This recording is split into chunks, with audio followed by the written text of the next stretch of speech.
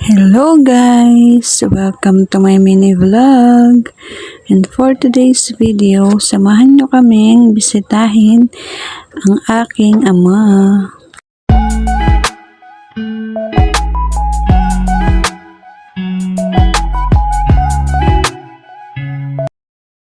At ito nga guys, kasama kong aking dalawang makulit na chikiting at pupunta nga tayo sa bahay nila Papa ngayon.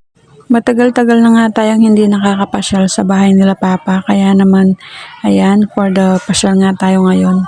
At ito nga, nandito nga tayo, for the antay nga tayo ng masasakyan natin para nga makauwi tayo sa bahay nila Papa. At ito, fast forward nga, nandito na nga tayo sa bahay nila Papa.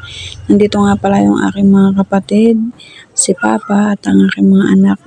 At ayan nga, busy nga sila sa paghihiwa dahil nga magluluto nga sila ng spaghetti.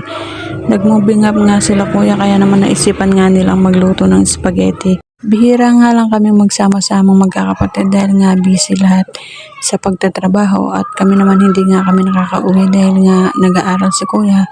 Kaya ayan, ngayon nga lang kami nakapagsama-sama ulit.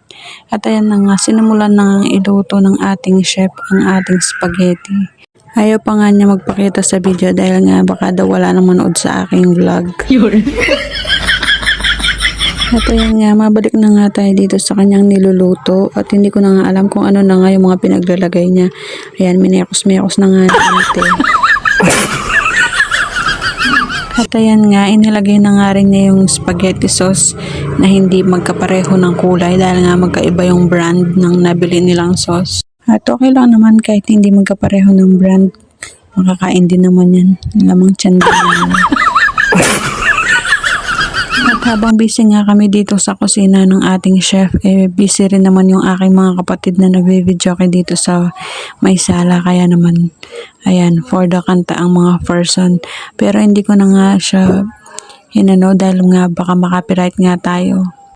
At ayan nga, nilagyan nga ni chef ng condensed milk ang ating spaghetti sauce. At miniyakos-miyakos na nga ni ante. Ayan na. So, konting hindi na lang at maluluto ng ating spaghetti sauce. Ayan, nilagyan na nga rin niya ng keso. Ayan, konting tiis na nga lang at malapit na nga maluto itong ating spaghetti. Kaway-kaway sa mga mahilig sa spaghetti dyan. Sa bagay, halos lahat naman ng Pilipino mahilig sa spaghetti. Hindi yan nawawala sa mga handaan. Kaya naman, ayan, tapos na yung pagluluto ng ating spaghetti. Kainan na. At ayan nga, fast forward na nga tayo. Tapos na nga kaming kumain, kaya naman for the kanta na nga ang mga persons. 3 days later, 3 weeks later, many months later. At ayan nga yung aking dalawang chikiting, for the nood na nga lang sila. At ito yung aking kapatid, for the kanta pa rin.